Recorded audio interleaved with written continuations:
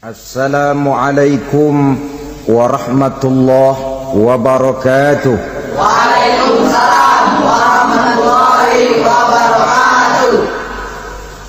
Alhamdulillah wassalatu wassalamu ala sayyidina Rasulillah sayyidina wa maulana Muhammad ibn Abdullah wa ala alihi wa sahbihi wa mawalah. La haula wa la quwwata illa billah, amma ba'du. Bapak-bapak, ibu-ibu, saudara-saudara kaum muslimin rahimakumullah.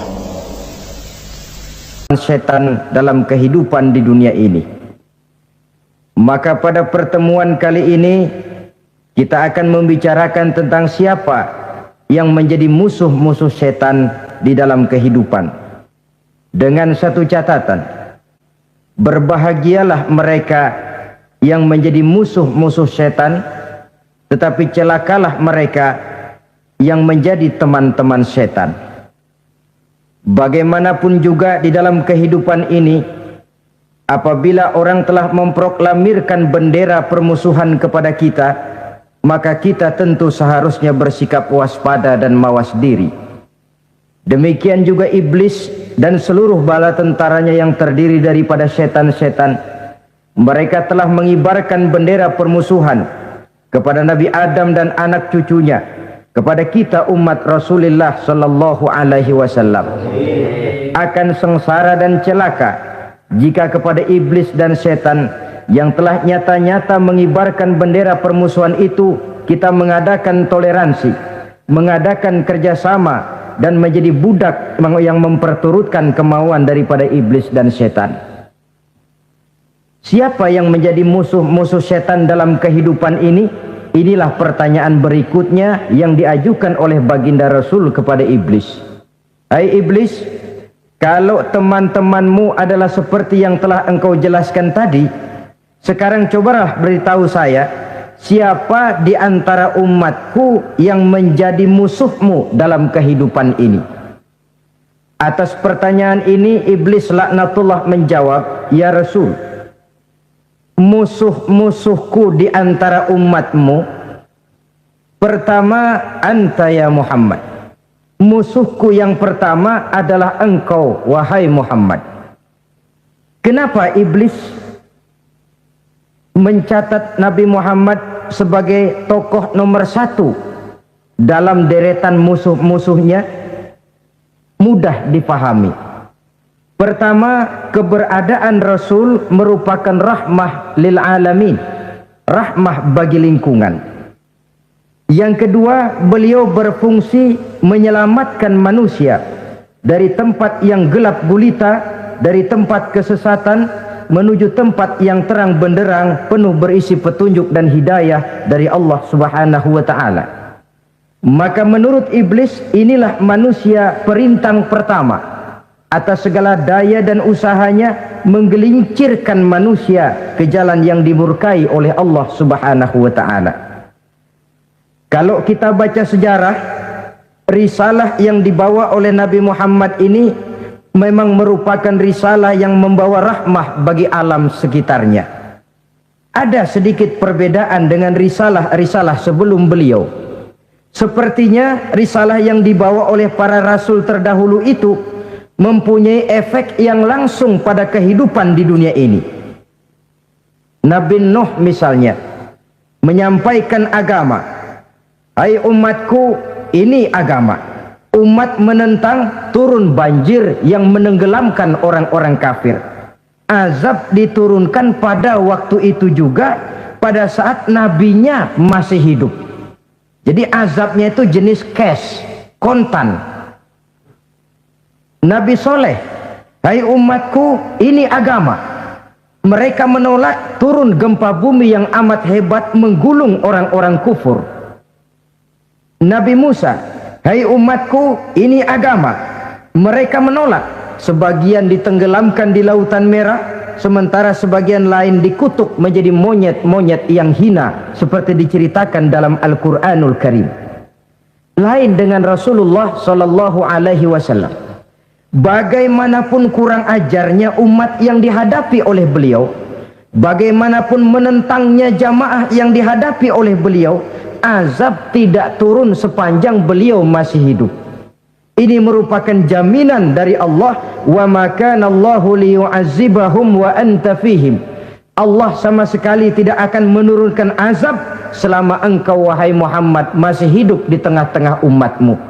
Jadi keberadaan Nabi Muhammad merupakan jaminan keselamatan bagi umatnya. Selama beliau masih hidup, azab tidak turun bagaimanapun kurang ajarnya umat. Di sini sedikit bedanya dengan nabi-nabi terdahulu. Juga perbedaan dalam pola dakwah. Nabi Nuh ketika dakwahnya ditolak oleh umat, keluar doanya meminta umatnya ditenggelamkan.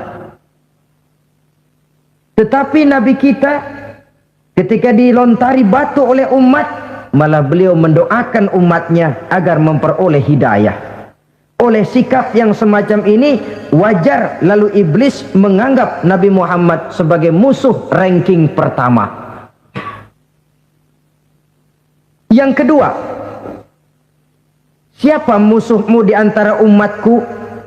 Yang kedua kata iblis, musuhku Muhammad imamun adil, pemimpin yang adil. Itu yang akan menjadi musuhku di dunia ini. Putus asa iblis menghadapi pemimpin yang adil. Tipu dayanya tidak terkena, segala tingkah polanya tidak diperturutkan. Imam yang adil, pemimpin yang adil merupakan musuh daripada iblis laknatullah alaih. Apa sebabnya? Karena pemimpin yang adil mempunyai dampak dalam kehidupan di dunia ini. Melindungi orang banyak, menenteramkan orang banyak. Makin aman, tentram, tenang situasi dan kondisi, makin mudah orang melaksanakan ibadah.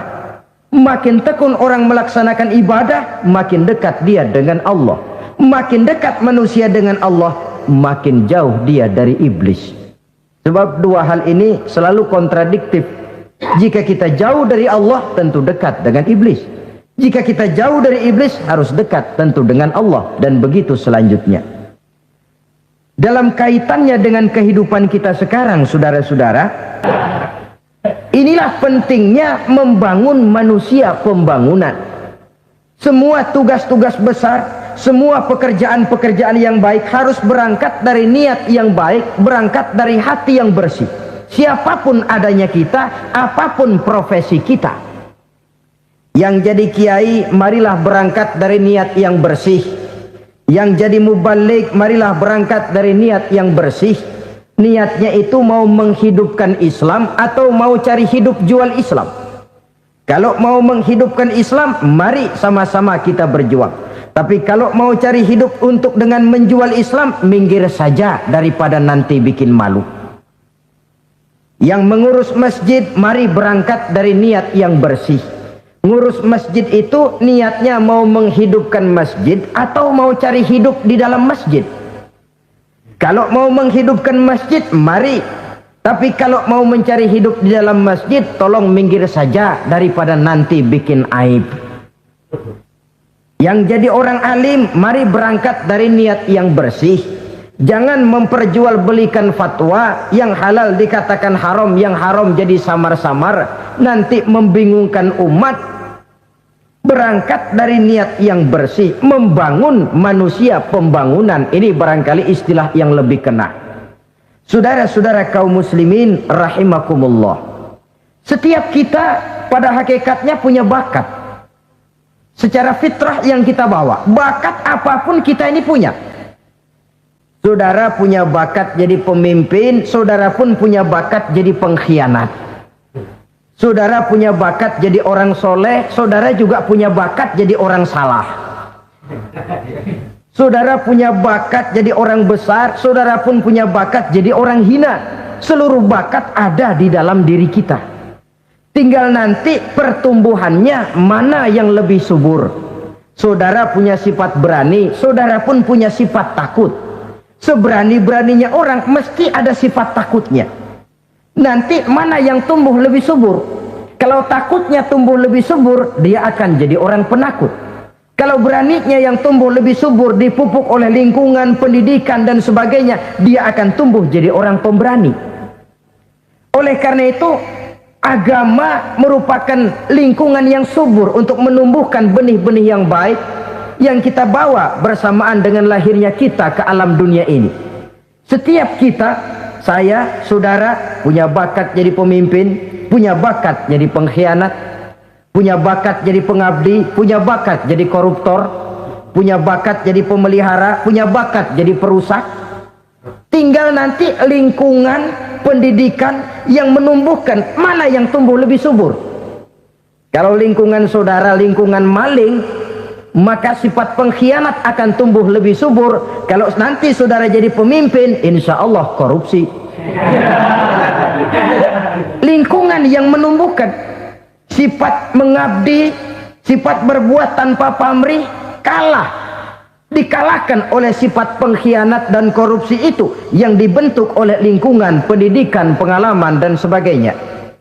Oleh karena itu, secara dini agama menanamkan, menyuburkan fitrah-fitrah yang baik yang kita bawa bersamaan dengan hadirnya kita dalam kehidupan ini.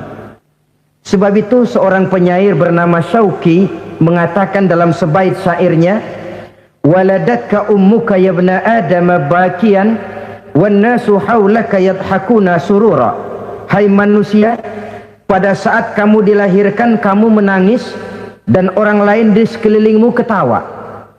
Kakek senyum dapat cucu baru, paman gembira dapat keponakan baru, sementara kita yang lahir menangis. Betul apa benar? Apa ada saudara yang begitu dilahirkan terus nyengir? Saya kira kabur dukunnya itu. Setiap kamu hai manusia lahir dalam keadaan menangis, orang sekelilingmu tertawa. Karena itu katakan kepada mereka yang senyum di sekelilingmu, hai manusia, pada saat saya dilahirkan saya menangis dan kamu semua tertawa. Baik manusia. Tapi nanti pada satu saat harus terjadi kebalikannya. Kalau dikala saya lahir saya menangis dan kau semua senyum, nantilah manusia. Kalau satu saat saya meninggalkan alam dunia ini, saya akan berangkat dengan senyum dan kalian semua akan berurai air mata. Kalau perlu dari Sabang sampai Merauke kibar bendera setengah tiang. Kalau perlu, jangan terbalik, kita mati melotot orang malah gembira. Karena hidup selalu membawa sifat-sifat yang merusak. Inilah orang kedua yang menjadi musuhnya iblis dan beruntung menjadi musuh iblis. Siapa? Imamun adil, pemimpin yang adil. Saudara-saudara kaum muslimin rahimakumullah. Yang ketiga musuh iblis, ghaniyun mutawadhi, orang kaya yang rendah hati, orang kaya yang tidak sombong. Kaya apa saja, baik kaya oleh karena ilmu. Orang yang kaya karena ilmu disebut orang alim. Baik kaya karena materi, orang kaya karena materi dinamakan hartawan. Baik kaya karena kedudukan, orang yang kaya karena kedudukan dinamakan pejabat. Kesombongan pertama yang terjadi dalam sejarah. Ketika ditanya kenapa kau tidak mau sujud iblis? Saya kan di pundak duluan. Yang wajar saja hidup ini. Sombong harta pun begitu. Kaum muslimin rahimakumullah. Orang kaya yang rendah hati dimusuhi oleh iblis, tapi dicintai Allah, dicintai Rasul, dicintai malaikat. Caranya bagaimana? Kembali kepada satu kesadaran bahwa pada saat terlahir ke alam dunia ini tidak ada yang pernah kita bawa. Kalau sekarang kita punya rumah, punya kebun, punya kendaraan, punya pabrik, punya segala macam benda, apa itu? Titipan. Pada suatu saat akan diambil kembali oleh yang menitipnya. Kalau titipan itu pandai kita jaga, pandai kita syukuri, titipan akan makin banyak. Sama juga kita dalam kehidupan. Kalau orang bisa kita percaya, saya mau pergi ke luar negeri, rumah saya titip kepada tetangga. Saya pulang dari luar negeri, isi rumah tetap tidak berkurang, malah dibersihi, malah disapu, dihilangkan kotorannya. Tentu bukan main syukur saya, girang saya. Akan bertambah kepercayaan saya untuk menitipkan apa saja. Ini makna la in syakartum la azidannakum wa la in kafartum inna azabi lasyadid. Kalau kamu pandai bersyukur, aku tambah nikmat. Tapi kalau kamu ingkar, azabku teramat pedih. Artinya apa? Nikmat bisa berubah menjadi azab kalau kita tidak pandai mensyukurinya. Ma'asyiral muslimin rahimakumullah, orang yang kaya ilmu lalu rendah hati, tidak selalu ingin menonjolkan diri. Ini kadang-kadang yang tanggung ini yang bikin berabe. Alim bener enggak, geblek bener juga enggak. Yang sedikit-sedikit mau nonjolin diri. Kalau enggak jadi imam enggak mau ke masjid, enggak jadi imam enggak mau ke musola. Pokoknya kalau enggak jadi imam marahan sama musola. Macam mana? Saudara-saudara kaum muslimin, rendah hati. Tidak selalu ingin menonjolkan, sebab orang yang selalu ingin menonjolkan dirinya biasanya orang yang kekurangan kepercayaan kepada kemampuan dirinya sendiri. Dia selalu ingin dinomorsatukan, dia selalu ingin ditempatkan pada ranking teratas. Dia tidak percaya diri. Orang yang percaya diri dapat bersikap wajar dalam kehidupan. Begitu juga kaya karena harta, dengan menyadari bahwa harta bagaimanapun banyaknya titipan dari Allah. Pada suatu saat akan kembali, dia harus dimanfaatkan sesuai dengan kehendak yang menitipnya. Begitu juga kaya oleh karena pangkat, kedudukan dan jabatan. Pada suatu saat jabatan itu akan hilang dari diri kita. Karenanya sering saya jelaskan bahwa pangkat di dunia ini yang paling tinggi pensiun. Titel yang paling akhir almarhum. Saudara setuju atau tidak, titel itu akan saudara dapat. Bagaimanapun kita cinta kepada pangkat, kedudukan, entah pada akhirnya suatu saat akan sampai kepada posisi yang namanya pensiun. Kalau sadarlah kita kepada pemikiran ke arah sana, maka untuk mencapai kekayaan, baik kekayaan harta, kekayaan kedudukan, tidak lalu menghalalkan segala cara untuk mencapai tujuan, tapi dibatasi oleh norma dan kaedah yang harus dia taati, baik kaedah agama maupun kaedah bernegara. Inilah orang ketiga yang menjadi musuhnya iblis, orang kaya yang rendah hati, orang kaya yang tidak sombong. Yang keempat, saudara-saudara, tajirun shadiq, pedagang, pengusaha yang jujur. Iblis gedek betul, benci bukan main sama pengusaha, sama pedagang yang jujur, yang tidak ngurangi timbangan, tidak nipu pembeli, tidak barang yang jelek dibilang bagus, atau yang bagus di atas yang jelek di bawah, atau dicampur yang baik dengan yang jelek supaya kelihatan semuanya jadi baik. Semua orang ingin untung, tidak ada kecuali siapapun orangnya, dan itu wajar. Setiap manusia ingin mendapat keuntungan, kalau perlu dengan modal minimal mencapai keuntungan maksimal, seperti yang diajarkan oleh teori ekonomi. Itu kan yang namanya produktif kan. Satu usaha dinamakan produktif, bagaimana kita mengeluarkan modal minimal bisa mencapai keuntungan maksimal. Silakan. Bahwa manusia ingin untung itu insting, naluri, fitrah. Tidak ada orang yang mau rugi. Tapi cara mencapai keuntungan itu yang membedakan antara seorang muslim dengan yang bukan muslim. Sudah pernah saya sampaikan, apabila kaum pengusaha, para pedagang sudah dijangkiti penyakit yang tidak jujur, yang akan timbul adalah kekacauan ekonomi. Kekacauan ekonomi bisa menimbulkan revolusi sosial, dan revolusi sosial merupakan kiamat satu generasi. Semua kericuhan hampir bermuara dari perut, dan itu ekonomi. Orang nodong perut, orang korupsi perut. Ya walaupun korupsi kalau sudah kelas kakap tidak lagi sekedar urusan perut. Ya perut apa yang diurusin kalau korupsinya miliaran itu? Perut jin barangkali. Saudara-saudara kaum muslimin rahimakumullah. Oleh karena itu, pedagang yang jujur, pengusaha yang jujur, ini merupakan musuh iblis. Iblis tidak senang kalau ada pengusaha yang jujur. Iblis tidak senang kalau ada pedagang yang jujur. Tapi iblis akan tepuk tangan kalau pedagang sudah selingkuh, kalau pengusaha sudah nipu. Ada orang bilang, sekarang mah kalau jujur-jujur bener nggak makan apa-apa dong kita. Sebab katanya jangan lagi nyari yang halal, sekarang ini yang haram aja seret. Rupanya sering masang undian nggak pernah kena.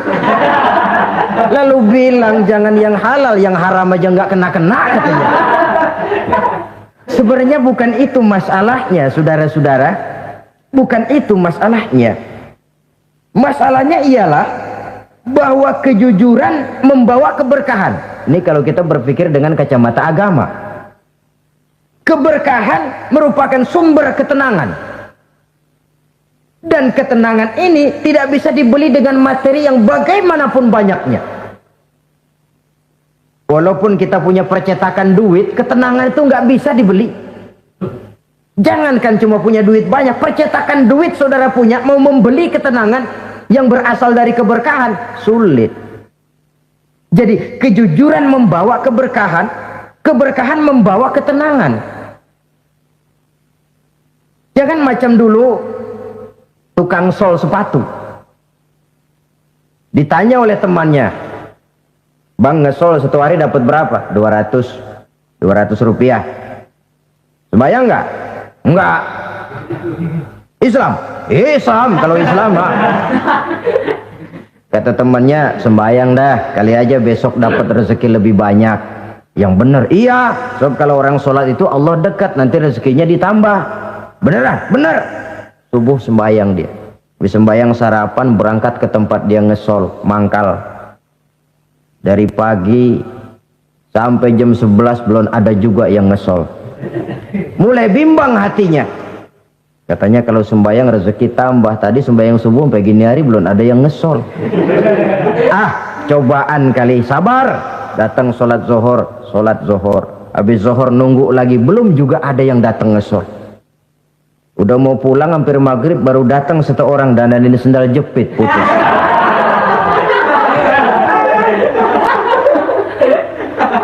Sudah bayar 25 rupiah, pulang dia si tukang sol ini, ketemu sama temennya yang nyuruh sholat tadi.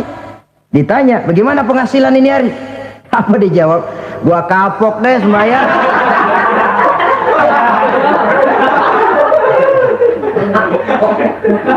Kemarin nggak sembahyang dapat 200, sekarang begitu sembahyang jigo.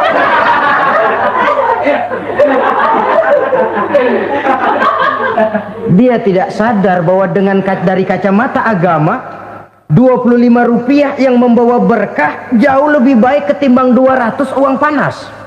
Dari kacamata agama 25 rupiah yang membawa berkah lebih baik daripada 200 rupiah tapi panas. Sebab panas menjauhkan kita dari ketenangan. Itulah sebabnya maka pedagang yang jujur, pengusaha yang jujur menjadi musuh setan dan beruntung. Sekarang jadi pengusaha jujur-jujur nggak dapat proyek, Pak, kalau nggak bisa semar-semir semur. Padahal agama sudah menjelaskan ar-rashi wal murtashi finnar. Orang yang nyogok dan orang yang disogok dua-duanya neraka. Kenapa? Join termasuk ta'awanu 'alal ismi wal 'udwan. Bertolong-tolongan dalam berbuat dosa dan kesalahan. Kalau hadiah, lain hadiah. Kalau sedekah, lain sedekah. Tapi yang namanya semir, suap, ar-rashi wal murtashi finnar. Saudara-saudara kaum muslimin rahimakumullah. Jadi pedagang yang jujur, pengusaha yang jujur merupakan salah satu roda perekonomian. Kegoncangan ekonomi akan menimbulkan dampak sosial yang sangat luas dan kompleks. Yang pada giliran puncaknya, dampak paling negatifnya, dia sanggup menggerakkan terjadinya revolusi sosial.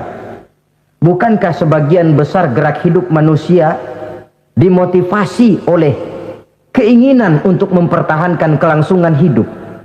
Dan kelangsungan hidup artinya mulut. Mulut itu artinya perut, dan itu artinya makan. Setelah itu mungkin baru pangan, baru sandang, baru dia berpikir pakaian dan sebagainya. Jadi karena dia merupakan penggerak roda ekonomi, pedagang yang jujur, pengusaha yang jujur mutlak diperlukan dalam kehidupan ini. Sebab sekali lagi, kejujuran akan membawa keberkahan, keberkahan memberikan ketenangan dalam kehidupan. Oleh karenanya kita umat Islam, biarin duit kita banyak, asal berkah. Itu tentu idealnya. Ketimbang dikit tidak berkah, lebih baik ia banyak, ia berkah. Dan keberkahan itu datang lewat kejujuran. Kejujuran ini sudah dicontohkan oleh Rasul pada saat beliau berniaga ke negeri Syam. Percaya kepada sesuatu yang saya mengerti, sesuatu yang boleh dipelajari sejak TK sampai perguruan tinggi, sejak anak-anak sampai kakek nenek. Saya bukan percaya kepada sesuatu yang saya tidak mengerti tapi yang harus saya percaya. Saya justru percaya kepada sesuatu yang memang saya mengerti. Saudara-saudara, demikianlah bahwa Tuhan dalam Islam adalah Tuhan yang terbuka, rasional, boleh dipelajari sejak kakek-kakek sampai anak-anak, sejak TK sampai kepada perguruan tinggi. Lalu yang kedua, masih menurut kata dia, saya adalah pengagum Amerika, dia bilang. Sebagai penegak hak-hak asasi manusia, sebagai pahlawan demokrasi yang pagi-pagi sudah mencanangkan di dalam dia punya Declaration of Independence bahwa semua manusia dilahirkan sama, all men are created equal. Saya kagum dengan itu. Sampai pada satu saat, menurut cerita dia, saya berada di New York, saya mau masuk sebuah restoran, saya tertegun ketika saya akan masuk. Di pintu restoran itu tertulis white only, white only, hanya melayani kulit putih. Artinya sing kulit ireng minggir. Saya gelo, saya nelongso, bahasa Inggrisnya. Katanya all men are created equal. Semua manusia dilahirkan sama. Lah ini kok tegel-tegele. Kok sampai hati bikin tulisan hanya melayani kulit putih. Sampai saya melihat dalam Islam ini betapa si kulit putih dan si kulit hitam duduk saling berdampingan. Masjid menjadi simbol semangat kebersamaan mereka. Siapapun masuk masjid, buka sepatu. Di sana mereka menghadap ke arah yang sama, menyembah Allah Tuhan yang sama, mengikuti cara Rasul yang sama, melakukan gerak yang sama, membaca bacaan yang sama, dengan bahasa yang sama. Persaudaraan seperti inilah yang lama saya dambakan. Ini kenapa saya memilih Islam. Saudara-saudara kaum muslimin, saya ingin menggunakan cerita ini sebagai pengantar bahwa salah satu misi Islam memang membebaskan manusia dari ras diskriminasi. Nabi menyatakan, innallaha la yanzuru ila suwarikum wa amwalikum, walakin yanzuru ila qulubikum wa a'malikum. Sungguh Allah tidak melihat tampangmu, Allah tidak melihat potonganmu, Allah juga tidak melihat hartamu. Yang Allah lihat adalah hati dan amal perbuatanmu. Islam membebaskan manusia dari ras diskriminasi. Dari manapun orang datang, apapun warna kulitnya, dari suku apapun ia dilahirkan, akidah mengikatnya dalam satu persaudaraan yang mesra, persaudaraan Islam. Nilai manusia dengan demikian bergantung kepada ketakwaannya. Takwa, seperti kita tahu, adalah bahasa Quran yang sudah menjadi bahasa kita. Sedemikian sering kalimat ini dipakai, sampai-sampai ia mengalami pergeseran dari arti yang sebenarnya. Takwa, sejauh yang kita baca dari peninggalan para ulama kita, mempunyai konotasi imtithalul awamir wajtinabun nawahi, melaksanakan seluruh yang diperintah Allah dan meninggalkan semua yang dilarangnya. Apa perbedaan prinsipnya? Kalau melaksanakan perintah itu sesuai dengan kemampuan, tapi menjauhi larangan itu mutlak. Enak kalau ada ayat jauhilah larangan Allah semampu kamu, enak. Yang semampu kita itu melaksanakan perintah, tapi kalau sudah meninggalkan larangan mutlak, jauhi, tinggalkan. Disitulah nilai ketakwaan seseorang. Ini kan enggak, karena takwa digunakan oleh semua orang, akhirnya artinya bergeser. Semua ngomong takwa. Pejabat kalau dilantik bertakwa, bertakwa, bertakwa, sampai membleh bertakwa. Setelah pelantikan mata takwa ngalor dia ngidul. Harus dikembalikan kepada pengertian asalnya. Takwa itu adalah komitmen seseorang kepada perintah Allah dan komitmen meninggalkan yang dilarangnya sesuai dengan kemampuan. Di situ nilai manusia dalam pandangan Allah. Yang tadi Nabi katakan, Allah nggak lihat potongan kita, Allah nggak lihat harta kita. Yang Allah lihat adalah hati dan amal perbuatan, dan itulah takwa itu. Maha benar Allah dengan firman-Nya yang menyatakan, inna akramakum indallahi atqakum. Yang paling mulia di antara kamu dalam pandangan Allah adalah orang yang paling bertakwa kepadanya. Sering sekali sekarang ini kalimat agama digunakan untuk maksud yang tidak sama dengan maksud agama. Ya, contoh kalimat takwa ini. Atau misalnya kita baca iklan, telah berpulang ke rahmatullah dengan tenang. Kalau dengan tenangnya sih boleh dah, mana ada orang mati kelojotan. Tenang. Tapi ke rahmatullah. Rahmatullah itu kan artinya kasih sayang Allah. Kasih sayang Allah itu kan surga. Kalau bajingan mati, nggak ke rahmatullah pulangnya. Kalau mau jujur mestinya telah pulang ke neraka. Kalau mau jujur, kalau mau pakai bahasa netral sopan, telah berpulang. Begitu sajalah. Pulang kemana? Ya sesuai dengan amalan dia. Tapi kita kadang salah kaprah menggunakan kalimat rahmatullah untuk yang tidak baik. Termasuk di dalamnya penggunaan kalimat takwa ini. Padahal disinilah nilai manusia dalam pandangan Allah. Kalau manusia dinilai dari potongannya, oh, bintang film nomor 1 masuk surga. Kalau manusia dinilai dari hartanya, konglomerat nomor 1, kita mau belakangan, buncit banget gitu. Allah maha benar. Yang paling mulia di antara kamu dalam pandangan Allah, yang paling bertakwa kepadanya. Nah, apa sih sifat-sifat orang takwa itu? Ini yang akan kita bicarakan pada pertemuan kali ini.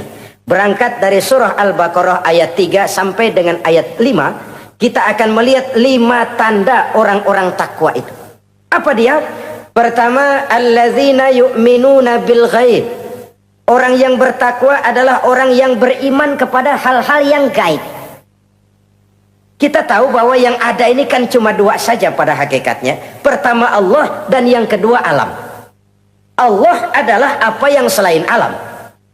Yang selain alam itu ya Allah namanya. Allah itu bukan alam, dan alam bukannya Allah. Allah disebut Khalik, alam disebut makhluk. Kemudian alam ini kan ada 2 macam. Ada alam nyata, ada alam gaib. Ada alam syahadah, ada alam gaib. Alam nyata kita sebut dengan alam fisika, dan alam gaib kita namakan dengan alam metafisika. Termasuk dalam alam gaib ini kita wajib beriman. Akhirat, alam gaib, kita percaya akhirat itu ada. Alam kubur, alam gaib, kita yakini keberadaannya. Malaikat, alam gaib. Jin, alam gaib. Setan, genderuwo, memedi, kuntilanak, tuyul. Kita percaya kepada iblis, percaya bahwa iblis itu ada. Kita percaya kepada malaikat, percaya bahwa malaikat itu ada. Dan kepercayaan ini sudah nature. Kalau kita lihat dalam dunia animisme, orang dahulu menyembah pohon sebenarnya kan karena dia percaya bahwa pohon punya kekuatan. Kekuatan itu yang disembah untuk mengharap manfaatnya atau terhindar dari bahaya yang bisa ditimbulkannya.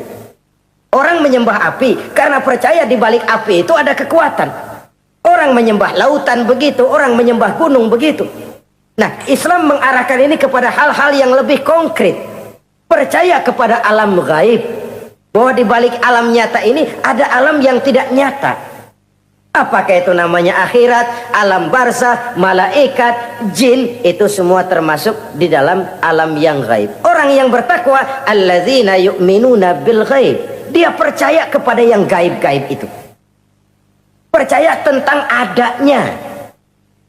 Bukan percaya kepada iblis lalu ngikutin si iblis, bukan. Kita percaya yang namanya iblis itu ada.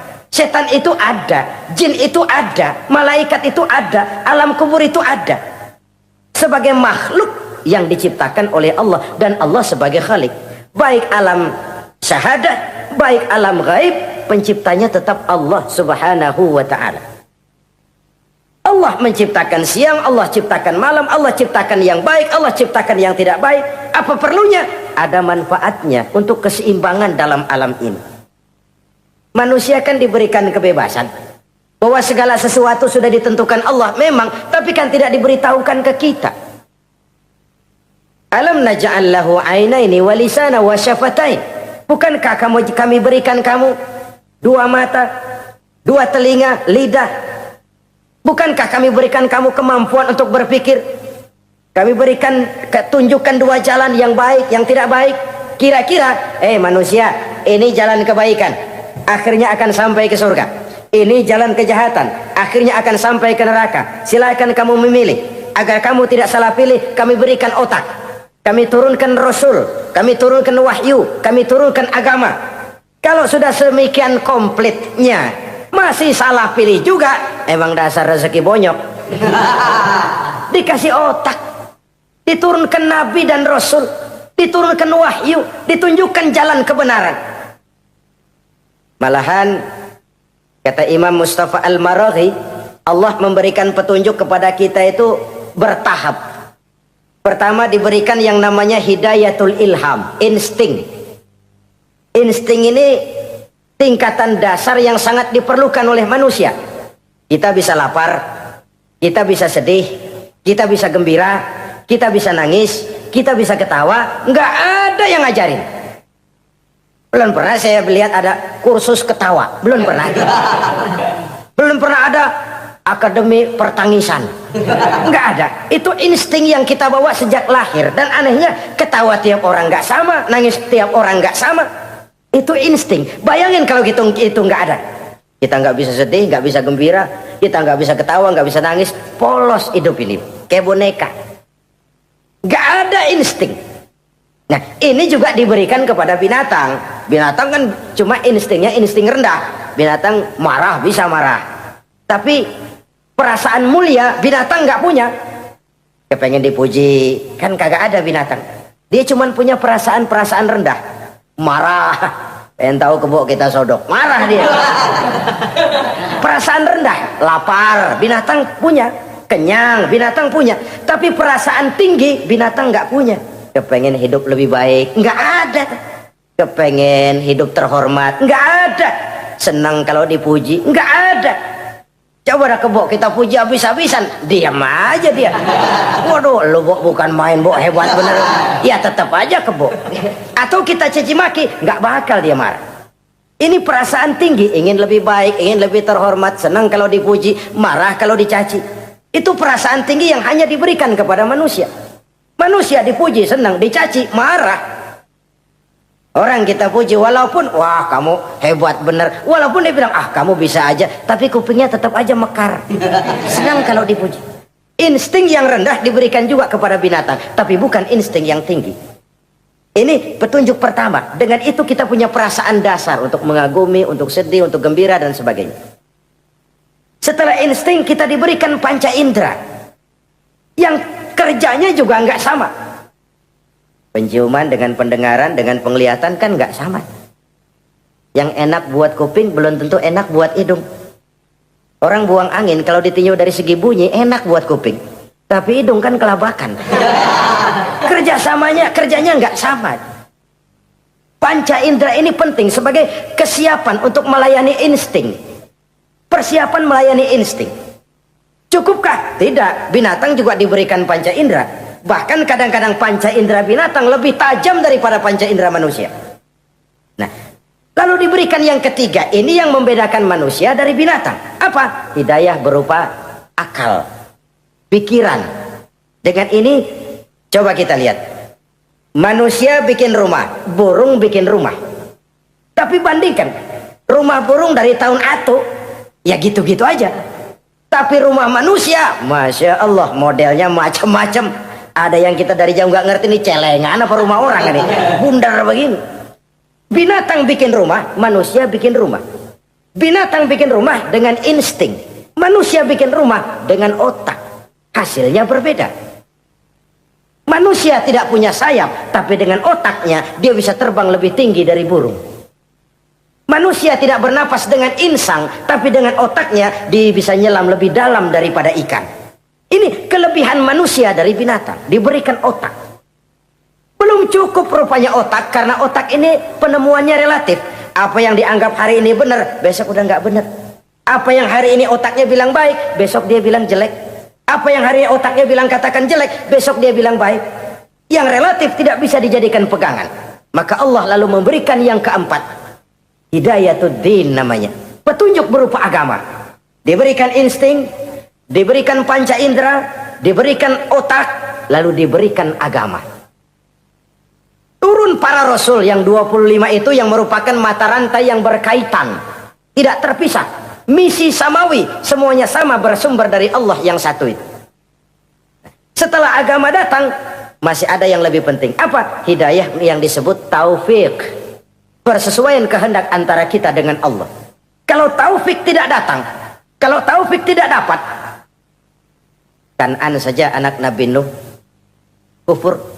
Anak Nabi tidak dapat taufik namanya itu. Agama turun, bapaknya Nabi. Bapaknya Nabi. Azar, ayahnya Nabi Allah Ibrahim, tidak mendapat taufik. Lalu Abu Jahal, Abu Lahab, pamannya Nabi, tidak mendapat taufik. Lalu istrinya Nabi Lut tidak mendapat taufik. Bayangkan ini, anak Nabi, paman Nabi, bapak Nabi, istri Nabi. Taufik inilah yang hak prerogatif Allah.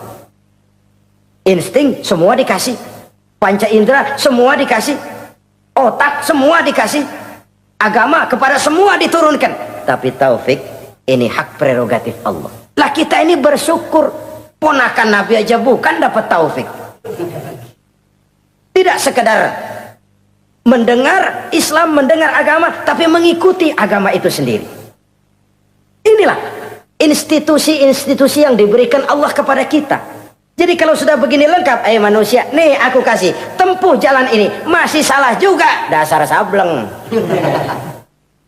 Pantas kalau Allah mengadili. Pantas kalau Allah memberikan sanksi. Kenapa? Rasul udah turun, otak dikasih, panca indera dikasih, peringatan dikasih, masih salah juga. Pantas dong kalau diadili.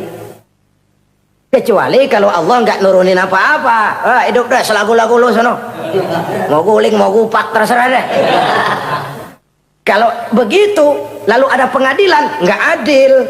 Ini institusinya lengkap kok. Pantas kalau Allah mengadakan pengadilan di akhirat. Pantas kalau Allah meminta kita pertanggungan jawab. Komplit begini rupa. Nah, termasuk di dalamnya kita percaya kepada yang gaib ini. Bahwa ada yang tidak nyata di balik yang nyata ini. Ada yang kita percaya kebaikannya. Ada yang kita percaya sekedar percaya saja. Kayak setan, iblis, kita percaya adanya. Tapi kan nggak wajib ngikuti. Termasuk mempelajari ilmu-ilmunya setan, ilmu-ilmunya iblis. Tenung, santet, nujum-nujuman, ramal-ramalan, itu kan ilmu-ilmunya setan, ilmu-ilmunya iblis. Belajar saja pun jangan, belajar saja pun nggak boleh, apalagi sampai mengamalkannya. Karena tatkala kita belajar apalagi mengamalkan, kita sudah bersekutu dengan setan dan iblis.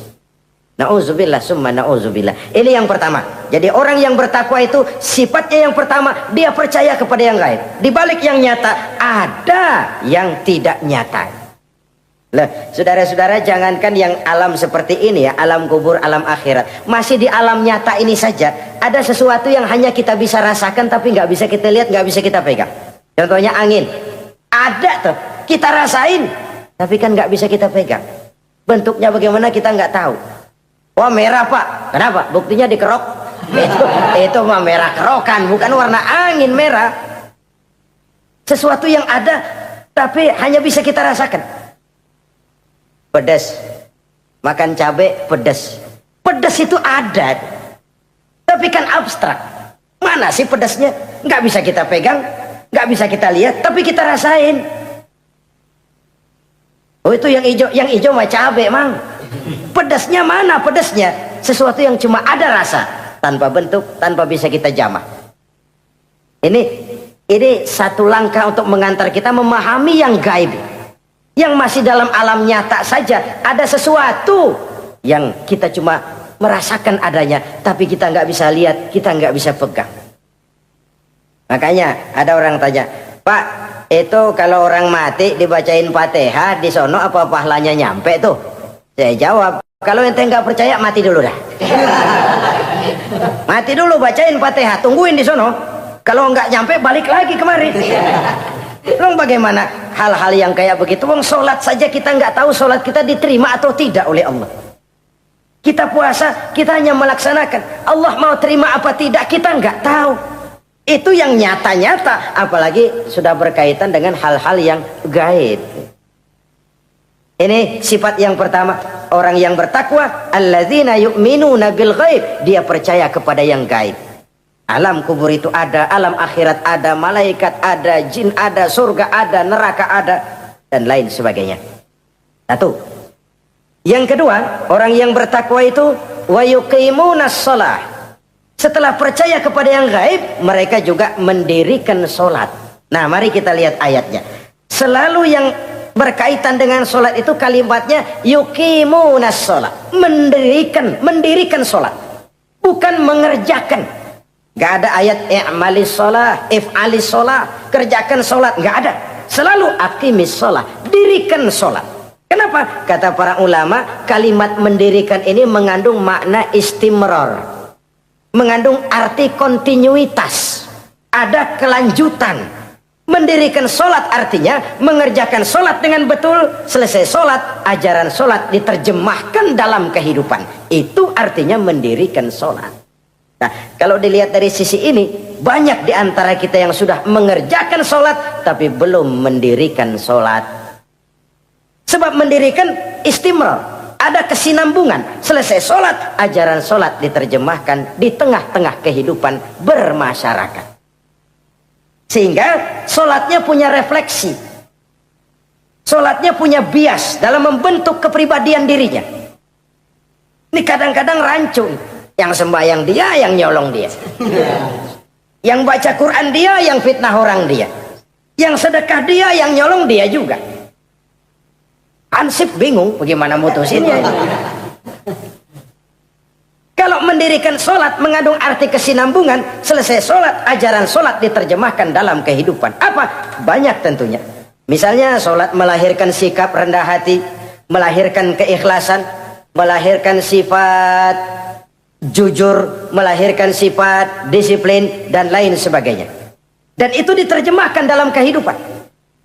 Kita lihat, ini anggota badan kita yang paling terhormatkan kepala. Kalau bercanda sama teman, dipegang tangan, kita masih senyum.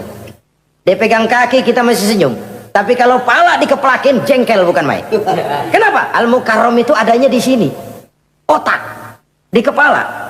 Tapi kepala yang kita hormati ini, ketika sujud di hadapan Allah, sama rendahnya dengan telapak kaki kita. Allahu Akbar. Yang besar cuma Allah. Manusia, kepala sama rendah dengan telapak kaki. Kesadaran ini membias, selesai sholat, kembali ke masyarakat, sombongnya hilang. Apalagi ikhlas. Sholat itu kan lillahi ta'ala. Orang mau puji apa tidak, enggak soal. Orang mau bilang ini, mau bilang itu, soal lain. Yang penting ini saya kerjakan lillahi ta'ala. Karena Allah saja, bukan karena yang lain. Disiplin. Sehari semalam 5 kali kita lapor kepada Sang Maha Komandan.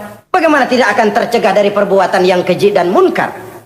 Seorang prajurit saja, kalau sehari semalam 5 kali dia lapor kepada komandannya, saya yakin dia tidak akan sempat melaporkan yang tidak baik.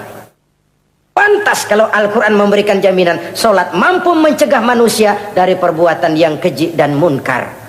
Masih ada yang tanya, Pak, katanya sembahyang mencegah orang berbuat jahat. Iya, teman saya kok sembahyang nyolong ayam.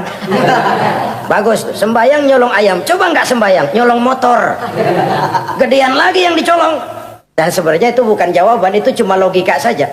Yang benar adalah sholatnya belum berfungsi. Dia baru mengerjakan sholat, belum mendirikan sholat. Inilah yang kalau kita jujur mau bicara, inilah problem kita sekarang ini. Mengislamkan orang Islam. Bagaimana dari mengerjakan sholat kita menjadi mendirikan sholat. Agar sholat itu membuahkan hasil berupa pembentukan kepribadian. Di tengah-tengah kehidupan sosial kemasyarakatan. Kalau tidak, ya sekedar terjebak kepada rutinitas. Pergi haji begitu, pulang haji bikin gila. Masuk Ramadan begitu, selesai Ramadan ya tetap begitu. Ibadah tidak memberikan bias dalam pembentukan pribadi. Itulah sebabnya digunakan kalimat yuqimunas sholat, mendirikan sholat yang mengandung arti berkesinambungan. Selesai sholat, jiwa dan semangat, ajaran dan filsafat sholat diterjemahkannya dalam kehidupan sehari-hari. Saudara-saudara kaum muslimin rahimakumullah. Sifat yang ketiga dari orang takwa adalah wa mimma razaqnahum yunfiqun. Mereka menginfakkan sebagian dari rizki yang diberikan Allah kepada mereka. Rizki menurut definisi yang diberikan para ulama kita, ar-rizqu bimakna al-ata hissiyan kana aw ma'nawiyan. Rizki adalah pemberian, baik yang abstrak maupun yang konkret. Selama ini kita sering mengartikan rizki hanya dalam bentuk uang, sehingga rizki kita dibatasi oleh pengertian kita sendiri. Padahal tidak cuma uang, ilmu adalah rizki, jabatan dan kedudukan adalah rizki, otoritas dan wibawa juga rizki, anak, istri, suami juga rizki. Ketika ayat ini mengatakan wa mimma razaqnahum yunfiqun, mereka menginfakkan sebagian dari rizki, yang dimaksud di sini adalah rizki yang konkret dalam bentuk materi, uang, benda dan lain sebagainya. Orang yang bertakwa sadar benar dari Allah rizki datang, ke jalan Allah rizki dibelanjakan. Semakin kita rajin membelanjakan rizki di jalan Allah, biasanya akan semakin mengalir rezeki dari Allah. Semakin bakhil kita, kadang-kadang rezeki juga malas deketin kita. Yang keempat, orang yang bertakwa itu alladzina yu'minuna bima unzila ilaika wa ma unzila min qablik. Mereka beriman, mereka percaya kepada apa yang diturunkan terhadap Muhammad, yaitu Al-Quran, wa ma unzila min qablika, dan apa yang telah diturunkan sebelum kamu, yaitu Taurat, Zabur dan Injil.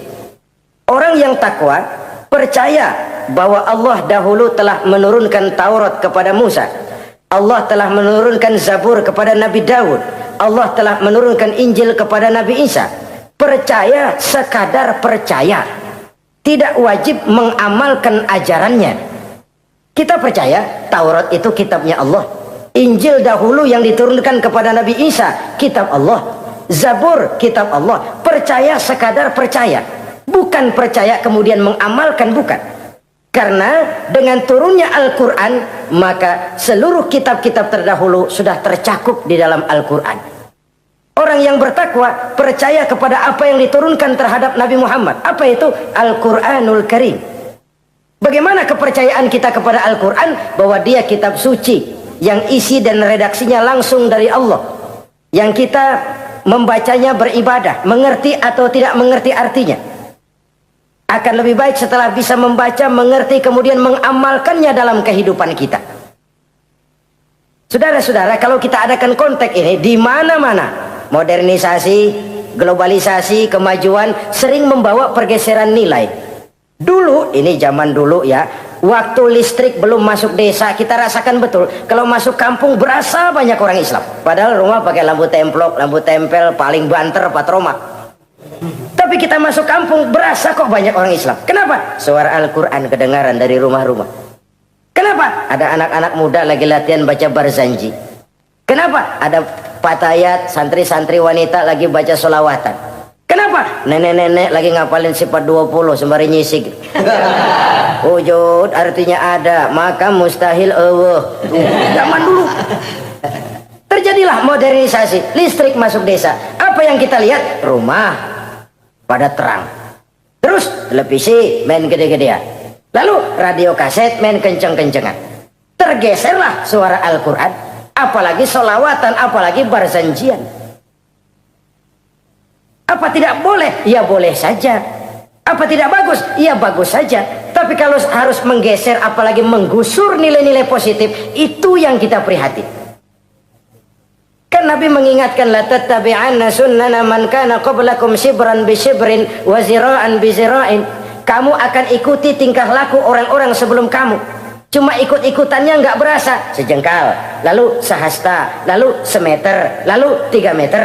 Begitu enak kamu ikut-ikutan budaya orang lain. sampai yang kamu ikuti masuk lubang biawak, kamu akan masuk juga ke dalamnya. Inilah kehidupan kita, inilah kehidupan anak-anak kita. Jujur mereka lebih kenal Valentine Day daripada Muharram.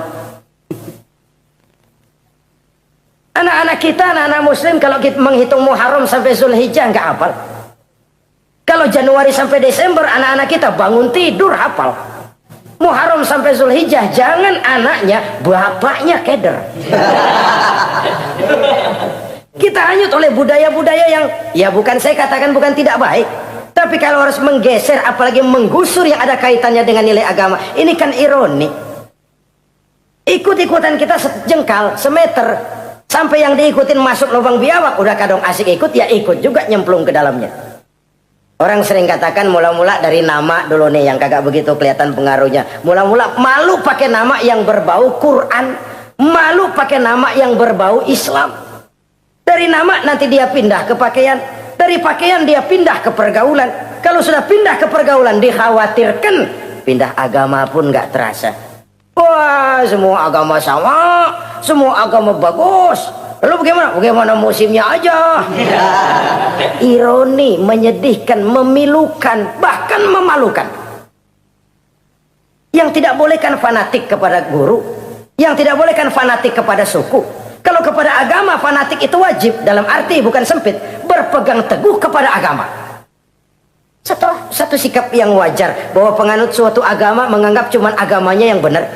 Itu sikap setiap penganut agama. Orang Kristen begitu, orang Hindu begitu, orang Buddha begitu. Kenapa kalau orang Islam begitu lalu dianggap ekstrim? Sebagai Muslim saya yakin cuma Islam yang benar. Kristen juga akan bilang begitu. Kristen yang benar, Buddha juga akan bilang begitu. Ini fanatisme dan wajar penganut suatu agama menganggap cuma agamanya yang benar. Yang lain juga bersikap begitu. Tapi kalau Islam saja yang bilang ekstrim katanya. Dunia internasional sendiri kadang-kadang kalau sudah ekstremis, teroris, kok cepat sekali alamatnya ke Islam. Saudara-saudara kaum muslimin rahimakumullah, saya kembali kepada soal kita. Begitu enak kamu ikut-ikutan, yang kamu ikuti masuk ke lubang biawak, kamu akan ikut juga masuk ke dalamnya. Maka hati-hati bergaul, maka hati-hati memilih teman, maka baik teman pergaulan, lebih-lebih teman hidup. Karena orang sering bilang cinta itu love is blind katanya ya. Cinta itu kotok, cinta itu buta, cinta itu lamur, nggak bisa bedain coklat, nggak bisa bedain yang lain-lain. Orang sering kehilangan pertimbangan. Demi cinta akidah terjual, demi cinta akidah tergadai. Tidak ada kemalangan yang paling malang kecuali kalau kita harus berpisah dengan akidah. Sebab itu modal dasar. Nah, orang yang bertakwa dia beriman kepada Al-Quran. Beriman kepada Quran artinya apa? Menjadikan Quran sebagai imam dan dia sebagai makmum. Konsekuensinya makmum harus ikut imam. Selain Quran dia percaya kepada Injil, kepada Zabur, kepada Taurat. Dilihat dari sudut ini, umat Islam itu lebih toleran loh. Orang lain yang megang Injil nggak bakal percaya kepada Quran. Orang lain yang memegang Taurat nggak akan percaya kepada Quran. Tapi orang yang megang Quran, dia percaya kepada Injil, dia percaya kepada Taurat. Dari sudut ini kan kita lebih toleran. Allah dahulu menurunkan Injil kepada Isa. Yang Injil itu yang kita percaya. Yang Allah turunkan kepada Isa. Yang Allah turunkan Taurat kepada Musa. Bukan yang telah terkena intervensi dan investasi manusiawi. Dan percaya pun terbatas percaya kepada adanya, bukan kepada mengamalkannya. Kenapa? Karena ordenya udah lewat. Kita percaya Bung Karno adalah presiden pertama Republik Indonesia. Tapi kan udah lewat. Udah lewat. Kita percaya Bung Karno presiden pertama Republik Indonesia. Tapi kan udah lewat, udah selesai. Begitulah kita mempercayai Taurat, mempercayai Injil, ada, kita percaya, tapi kan udah selesai misinya. Yang berlangsung sampai akhirat nanti adalah Al-Quranul Karim. Orang yang bertakwa meyakini itu. Ini yang keempat. Yang kelima, wabil akhirati hum yuqinun. Mereka yakin orang bertakwa ini kepada adanya akhirat. Kalau itu kan gampang, semua orang juga yakin. Loh, bukan sekedar yakin, sekedar percaya. Yalah, percaya kepada Allah, percaya kepada akhirat, pokoknya percaya. Bagaimana? Ya begitu, pokoknya percaya. Bukan itu. Kepercayaan yang memberikan refleksi. Iya ya, akhirat ada. Ada hidup sesudah mati, ada akhirat sesudah dunia. Saya memang benar kepengen cepat kaya, tapi kalau nipu orang nanti di akhirat bagaimana? Ini loh. Saya memang benar kepengen cepat naik pangkat, tapi kalau mesti jilat atas injak bawah, sikut kiri kanan, teman jadi lawan, lawan jadi teman, di akhirat saya bagaimana? Ini loh percaya akhirat itu. Saya memang benar kepengen cepat kaya, tapi kalau makan renten nanti di akhirat bagaimana? Kepercayaan yang mewarnai gerak kehidupan. Kalau percaya sekedar percaya, yang buta campur budak juga percaya akhirat ada. Tapi kan kepercayaan yang memberikan refleksi, mewarnai gerak hidup kita. Loh, enggak gitu. Orang yang percaya akhirat itu gayanya enggak gitu. Orang yang percaya akhirat itu sikapnya enggak gitu. Orang yang percaya akhirat jalannya enggak gitu. Orang yang percaya akhirat ngomongnya enggak asal ngomong. Kepercayaan yang memberikan refleksi terhadap gerak hidup. Nah, ini refleksi dari sifat-sifat takwa. Saudara-saudara, kalau itulah sifat-sifat orang takwa, lalu terhadap mereka yang takwa ini, karunia apa yang diberikan Allah? Apa keutamaan mereka? Mari kita kutip beberapa ayat. Pertama, ini janji Allah ya. Wa may yattaqillaha yaj'al lahu makhraja. Siapa yang bertakwa kepada Allah, maka ia akan diberikan jalan keluar dari segala macam kesulitan. Masya Allah. Orang takwa itu kan orang yang dekat dengan Allah. Kalau sudah dekat dengan Allah, everything is running well. Apa yang nggak selesai? Impossible, kata otak. Tidak mungkin, kata rasio. Mana bisa menurut kebiasaan. Tapi orang yang takwa selalu saja ada jalan keluar, selalu diberikan Allah jalan keluar. Ini yang faktor yang irasional, faktor yang non komputer, faktor yang samawi. Allah yang mau ada saja jalan keluar. Coba. Waktu terjadi peristiwa hijrah, Masya Allah, Rasulullah itu sudah dikepung rapat rumahnya, pagar betis. Jangan manusia, tikus saja nggak bisa lewat. Rapat di pagar betis. Kesepakatan sudah jelas, membunuh Muhammad bersama-sama. Apa yang terjadi? Ketika Nabi keluar, buka pintu. وَجَعَلْنَا مِنْ بَيْنِ أَيْدِيهِمْ سَدًّا وَمِنْ خَلْفِهِمْ سَدًّا فَأَغْشَيْنَاهُمْ فَهُمْ لَا يُبْصِرُونَ. Di depan, belakang, di kiri, kanan mereka kami jadikan dinding. Kami butakan mereka. Mereka nggak lihat Muhammad keluar dari rumahnya. Allah berikan jalan keluar. Padahal Quraisy siaga satu, pita merah, apel siap, mata menteleng, Nabi lewat nggak kelihatan. Persis ikan bandeng. Ikan bandeng kan melotot, colok dia aja, nggak lihat apa-apa. Ya ja'allahu makhraja. Allah berikan jalan keluar dari berbagai macam kesulitan. Sesuatu yang menurut kita, aduh udah dah, nyerah dah, nggak bisa dah. Tapi orang yang takwa kepada Allah, Allah janji, Allah lah yang janji ini. Ya ja'allahu makhraja. Allah akan berikan jalan keluar dari segala macam kesulitan. Kenapa? Dia dekat dengan Allah. Orang yang kayak begitu yang kita takut itu. Doanya ngebul, kata anak-anak. Permohonannya didengar, ratapannya dipenuhi. Allah berikan dia jalan keluar, ada saja jalan keluarnya. Ini keistimewaan pertama dari orang yang takwa itu. Lah kalau Allah yang ngasih jalan keluar, siapa yang bisa mencegah jalan orang kayak begitu? Di pagar betis lolos, di Gua Sur Quraisy sampai ke Gua Sur mencari Nabi. Kalau mereka nengok aja kelihatan. Apa yang terjadi? Dilalah, dadakan. Burung bertelur di bibir goa, laba-laba bikin sarang di bibir goa. Quraisy mikir kalau Muhammad masuk kemari telur berantakan, rumah laba-laba hancur nih, nggak mungkin dia ke sini, cari ke tempat lain. Rumah laba-laba yang rapuh menggagalkan usaha Quraisy yang gagah perkasa. Ya ja'allahu makhraja. Allah berikan jalan keluar. Ini yang pertama. Yang kedua, wa yarzuqhu min haitsu la yahtasib. Allah berikan rezeki dia, orang yang takwa ini, dari jalan yang tidak disangka-sangka. Rezekinya mengalir. Kenapa? Dia dekat dengan Allah. Allah maha kaya. Kadang-kadang nih orang kerjaannya sujud doang sama ngangkat tangan, rezekinya ada aja. Allah yang kaya, Allah yang maha tahu. Orang yang takwa walaupun gajinya kagak ada, penghasilannya gede. Allah yang memberi. Jangan lupa itu, ada gaji ada penghasilan. Kalau gaji kan ada ukurannya. Kadang-kadang ada orang gajinya kecil, penghasilannya gede. Uangnya jadi lurah musim gusuran. Itu penghasilan. Kalau gaji bisa diukur, tapi penghasilan gede lah. Kalau semeter komisinya sekian kan gede tuh penghasilan. Ada juga yang memang gaji gede, penghasilan gede. Ini pejabat-pejabat yang banyak sikutannya tuh. Saudara-saudara kaum muslimin, orang yang bertakwa itu yarzuqhu min haitsu la yahtasib. Allah berikan rezeki lewat jalan yang dia nggak sangka-sangka. Ada aja jalannya. Nggak punya duit tapi haji bisa pergi. Nggak punya duit tapi ya hidupnya wajar. Tamu datang balahan. Pernah itu ada tamu di Jawa Timur sana datang ke rumah seorang kiai. Ratusan tamu dikasih makan semua. Padahal kiai rumahnya gede. Tamu ada yang dalam hatinya nyeletuk. Nih kiai bisa ngasih makan orang satu rombongan banyak begini, duit dari mana ini? Dalam hatinya. Disamperin sama kiai, kamu jangan buruk sangka, ini rezeki halal. Bukan cuma rezeki, dia bisa ngerti hati orang.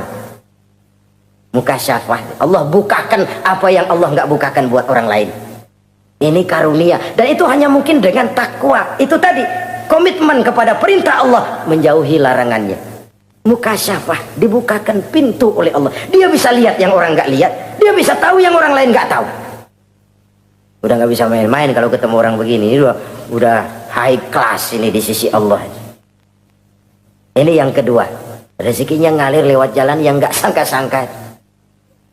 Yang ketiga, wa may yattaqillaha yaj'al lahu min amrihi yusra. Orang yang bertakwa kepada Allah, Allah jadikan urusannya gampang. Allah mudahkan urusannya. Masya Allah. Kalau Allah yang sudah mudahkan, siapa sih yang bisa bikin sulit? Allah yang gampangin urusannya. Orang mana yang bisa bikin sulit? Boleh manusia merencana, mempersulit, memblokir segala macam. Tapi kalau Allah gampangin, jalan tuh urusan. Boleh manusia merancang. Tapi kalau Allah mau, apa yang nggak mungkin? Satu kampung orang mau jatuhin kita. Kalau Allah mau angkat, naik. Satu negara orang mau naikin kita. Kalau Allah mau turunin, nyungsep. Tu'izu man tasya wa tuzillu man tasya. Allah muliakan siapa yang dikehendakinya, Allah rendahkan siapa yang dikehendakinya. Saudara-saudara kaum muslimin rahimakumullah, dimudahkan urusan orang yang takwa itu. Jadi kalau ingin urusan kita dimudahkan oleh Allah, konsepnya cuma takwa. Kembali kepada komitmen, laksanakan yang diperintah, jauhi yang dilarang. Itu saja. Apalagi keutamaan orang takwa itu, wa may yattaqillaha yukaffir anhu sayyi'atihi wa yu'azzim lahu ajra. Siapa yang bertakwa kepada Allah, dihapuskan segala kesalahannya yang sudah lalu. Masya Allah. Dihapuskan kesalahannya. Bahwa manusia punya salah, ya manusiawi. Tapi ada hadis menyatakan, ikuti perbuatan salahmu dengan kebaikan. Niscaya kebaikan itu akan menghapus kesalahan kamu. Kalau dulu kita makan harta orang dengan zalim, kita nggak sempat minta maaf, tuh orang udah mati. Bagaimana caranya? Perbanyak sedekah. Mudah-mudahan sedekah ini menutupi kesalahan kita yang lalu memakan harta orang dengan cara yang zalim. Ikuti perbuatan salah dengan kebaikan. Niscaya kebaikan itu akan menghapus kesalahan kamu. Nah ini orang yang bertakwa, dihapuskan kesalahannya oleh Allah. Direhabilitir. Dia lakukan pemutihan, yang melakukan pemutihan Allah. Kalau dosa sudah dihapuskan, Masya Allah. Coba. Ada hadis menyatakan, siapa orang baca Bismillahirrahmanirrahim, maka dia bisa lewat di atas air. Beku itu air. Bismillah saja bisa jalan di air. Ini Bismillahnya orang yang bagaimana? Nih. Bismillahnya orang yang bobotnya ringan. Bobotnya ringan, dia bisa jalan di air. Kenapa bobotnya ringan? Dosanya pemutihan. Model kita 16 kali baca bismillah, lewat di empang kelelep aja. Bobot kita kelewat berat oleh lapisan-lapisan dosa. Makin banyak dosa, makin berat bobot. Lalu bagaimana kita mau mendapat kemudahan dari berbagai urusan? Bung, dosa kita berlipat-lipat. Kata Imam Ghazali, hati itu kayak kaca, bening pada asalnya. Itu kan fitrah. Tiap kali kita berbuat dosa, noda, plek, plek, plek. Tapi orang yang rajin istighfar, orang yang rajin berbuat baik, noda itu dia bersihin tuh, dia lap, rek. Sehingga kaca ini walaupun dia terkena kotoran, tapi bersih lagi. Kenapa? Rajin dilap, rajin istighfar, rajin berbuat baik untuk menutupi kesalahan. Tapi kalau istighfar tidak berbuat baik, berat, itu nanti itu kotoran-kotoran di kaca itu berubah jadi tieng. Tahu tieng? Udah susah diilangin kotorannya, berkarat di atas kaca. Kalau dosa sudah berkarat di hati, susah dihapus, berat untuk taubat, berat untuk melakukan kebajikan, itu sudah kerugian besar buat kita semua. Orang yang baik bukan orang yang tidak pernah salah. Orang yang baik adalah orang yang kalau dia berbuat salah dia sadar, dijadikannya pelajaran untuk tidak diulanginya lagi pada masa yang akan datang. Manusia dalam Islam tidak dilahirkan dengan dosa, tidak. Manusia bertanggung jawab terhadap perbuatannya sendiri-sendiri. Oleh karenanya, apabila kita terjatuh berbuat salah, cepatlah adakan perbaikan. Orang yang bertakwa dihapuskan kesalahannya oleh Allah, dilakukan pemutihan. Ya sama juga televisi lah. Kita dulu-dulu udah lupa bayar, kelamaan numpuk. Akhirnya kan kata petugas, yang bulan ini bayar aja dah, yang bulan ini aja dah, yang lain mah pemutihan. Kenapa? Dia sudah lihat kita punya tanda-tanda baik, pengen membayar dengan sebagaimana mestinya. Padahal ketakwaan kepada Allah. Lalu wa yu'azzim lahu ajra. Orang yang bertakwa itu diperbesar pahala kebaikannya. Masya Allah.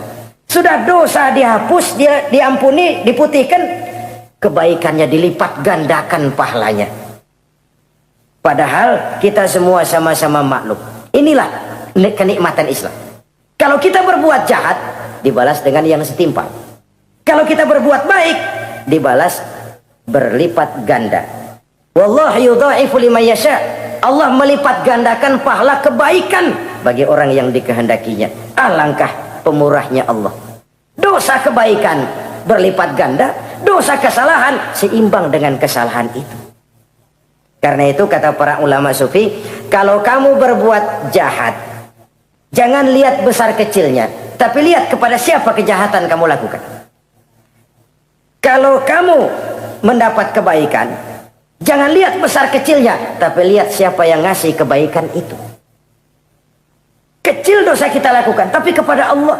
Sedikit karunia yang kita terima, Allah yang ngasih. Logikanya begini. Saya ketemu menteri, dikasih duit 5.000 perak, 5.000 rupiah. Karena yang ngasih menteri, itu duit barangkali saya jadiin jimat. Nggak saya belanja-belanjain. Saya simpan. Kenapa? Buat bangga-banggaan, buat cerita-ceritaan. Saya ketemu menteri masa nih 5.000 perak dikasih. Menteri yang ngasih 5.000 rupiah, saya simpan, saya jadikan kebanggaan. Bagaimana kalau yang ngasih Allah, yang serba maha kaya, maha adil, maha tahu, kita lupakan. Akaltum ni'mata rabbikum walam tashkurulah. Tiap saat kita namakan nikmat Allah, tapi kita lupa bersyukur kepadanya.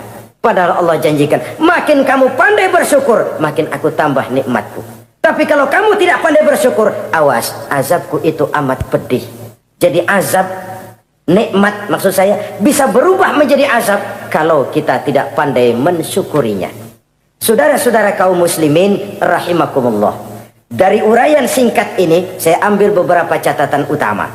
Pertama, nilai manusia dalam pandangan Allah adalah ketakwaannya.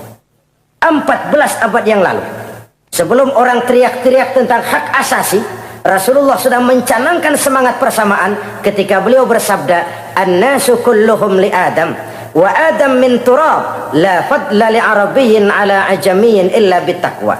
Seluruh manusia berasal dari Adam. Adam diciptakan dari tanah. Tidak ada kelebihan Arab dengan yang bukan Arab kecuali takwanya. Di situ nilai manusia dalam pandangan Allah. Takwa bukanlah kulit. Oh, itu kalau sorbannya paling gede berarti paling takwa. Belum tentu. Wah, tasbihnya panjang-panjang. Belum tentu. Oh, jenggotnya nyengser. Belum tentu. Oh, kumisnya tebal. Buat nyaring kopi kali. Itu kulit. Kulit perlu. Tapi isi jauh lebih penting. Sehingga Nabi katakan, at-taqwa hahuna. Takwa itu di sini, di sini, di sini. 3 kali. Di hati. Bukan di serban, bukan di tasbih, bukan di sajadah, bukan di sarung. Di sini, di situ takwa. Penggeraknya adalah hati. Dan untuk itu Allah menyediakan fasilitas keutamaan. Diberikan jalan keluar dari berbagai kesulitan. Diberikan rizki dengan jalan yang tidak disangka-sangka. Dihapuskan kesalahannya, dimudahkan usahanya. Diperbesar pahala kebajikannya. Karena itu, untuk mengejar posisi di hadapan Allah, tidak lain adalah takwa. Allah tidak bedakan manusia dari keturunannya, warna kulitnya, tapi dari ketakwaannya kepada Allah. Orang yang takwa disebut muttaqin, dan itulah nilai tertinggi manusia di hadapan Allah Subhanahu wa taala. Semoga kita diberikan kekuatan untuk mencapai martabat takwa ini dan mendapat keutamaan-keutamaan seperti yang dijanjikan Allah. Sekian dulu jumpa kita kali ini. Insya Allah lain kesempatan kita jumpa kembali. Terima kasih atas segala perhatian. Mohon maaf atas segala kekurangan. Usikum wa iyaya bitaqwallah. Wassalamualaikum warahmatullahi wabarakatuh.